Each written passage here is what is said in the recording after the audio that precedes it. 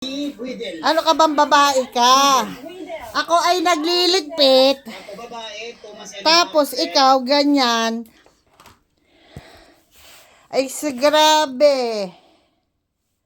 Ano ba? Ano? Ano ba naman? Nagliligpit ako, babae ka. Nag-aayos ako.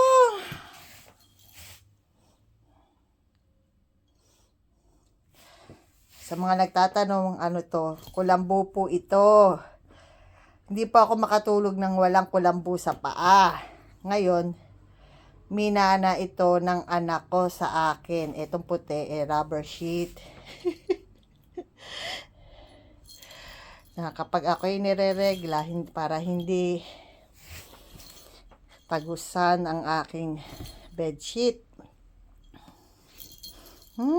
Talaga naman.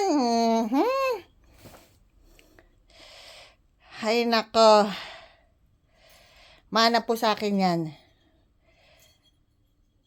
Gusto niya naglalaro sa kulambo.